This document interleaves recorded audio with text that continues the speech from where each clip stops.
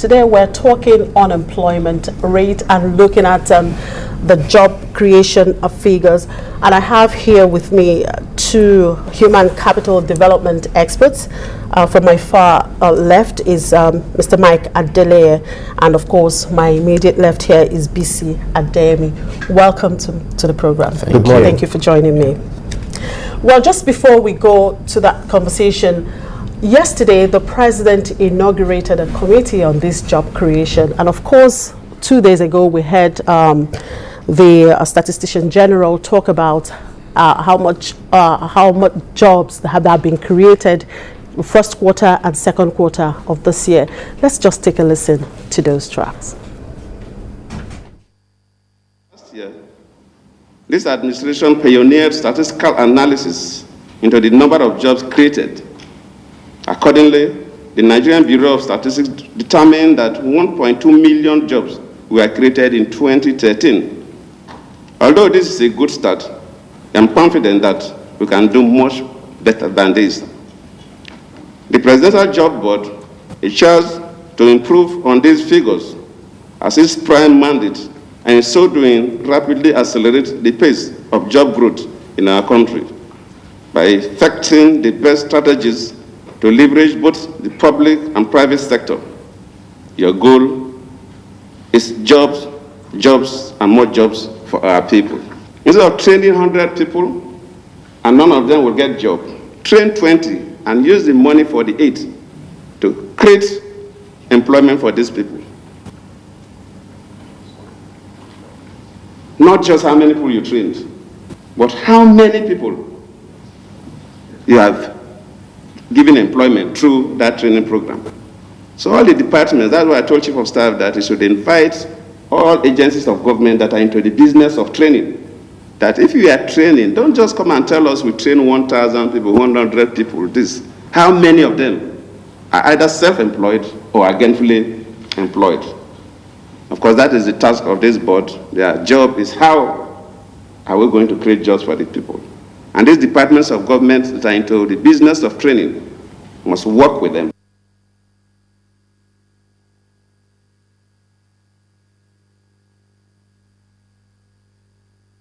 In the first quarter of 2014, the informal sector recorded 76,018 new jobs. The informal sector recorded 158,894 new jobs, while the public sector recorded 5,959 new jobs. This represents a decrease of 10.3% from the previous quarter, which recorded 265,702 jobs. That's Q4 2013. It's also lower than the 431,021 jobs that was created in the corresponding quarter in 2013. In the second quarter of 2014, the formal sector recorded 78,755 new jobs. The informal sector, 175,786 jobs, while the public sector recorded 4,812 new jobs. Accordingly, the total number of jobs for the second quarter 2014 was 259,353 jobs. Well, that was the Statistician General, and of course the President, Goodluck Jonathan, talking about job creation. Statistician General talked about the figures, the number of jobs created within the 6 months of this year. And I still have here with me is two gentlemen, human capital development experts, Mike Adeleye and BC Adeyemi. Well, thank you very much. Well, I'm sure you listened. Let's start with the President's speech.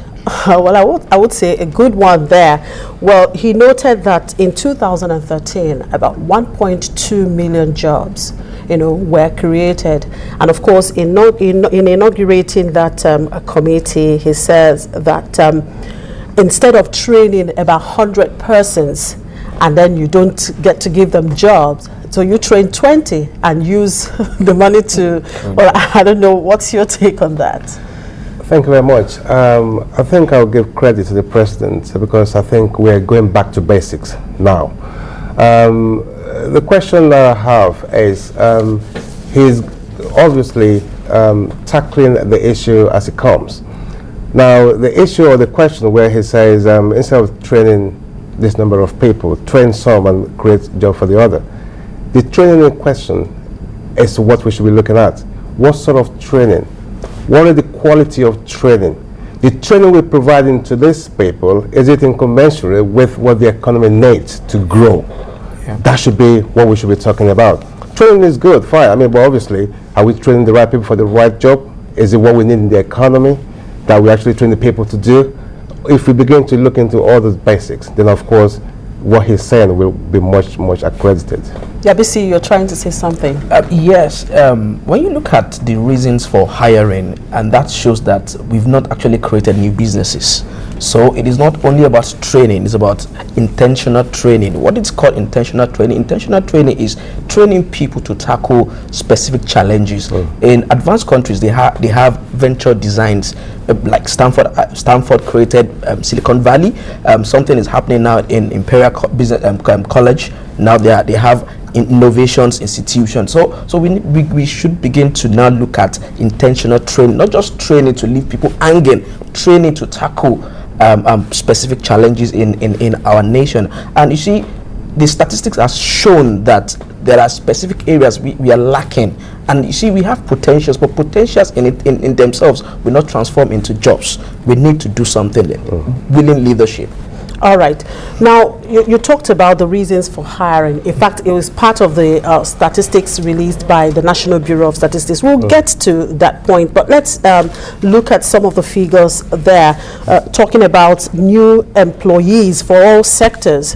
That's even first quarter and second quarter, and then looking at what they also, the jobs that were created in 2013. Well, cumulatively, we heard the president say 1.2 million. Yeah. But then when we look at the job created between first quarter, second quarter, because the statistician general noted that it actually depreciated. You know, having for quarter one, we have 240,871 jobs created.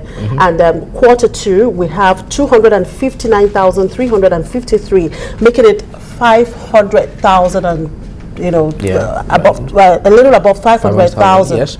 Yeah. So what's the problem? It's as if we're depreciating in terms of this job creation. Absolutely. I think the first issue there is what is the methodology that is being used to calculate these figures in the first place? I've been advocating for this for a while now. I mean, we have the formal sector and we have the informal sector. And from what we have in here, the informal sectors have more job creation than the formal sector. Yes. Now, the issue now is, how do you calculate?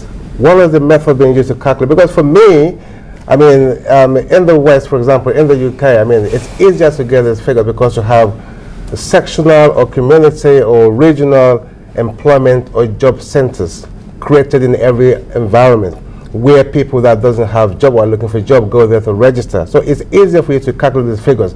But I think from where these figures have been calculated by the National Bureau of Statistics is simply because of going into the informal sector, so the telecoms, the oil and gas, which is easier to get on the figures. Going back to the informal sectors, I mean, we have huge amount of numbers in there. I mean, even that, I don't think that figure is right for me, because I don't see how you could. But the informal sector are all the businesses that are outside the purview. So are you saying there's an anomaly there? I mean, for me, something right. Having the informal sector generating more jobs. For example, I mean, I'm an employer of labor. Is he going to be able to tell me how many people I've employed in the last 4 years? Now that brings to the question, how do you define an informal business, an informal sector?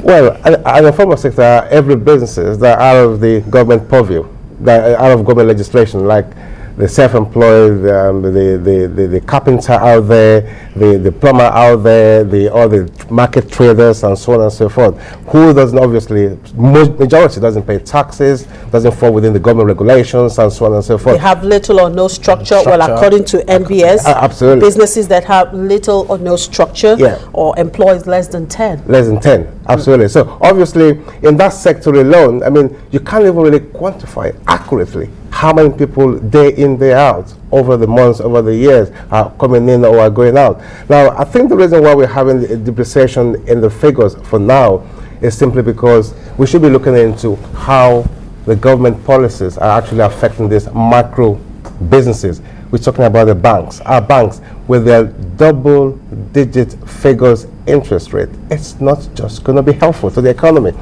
No business is going to be able to go to the bank and obtain a loan with double interest so then be able to afford to run that business successfully and pay back. It's not just going to happen. So the more we have this constraint, financial constraint to small businesses in the economy, then you will begin to have depreciation in businesses. And also, we're looking about the president spoke about the training.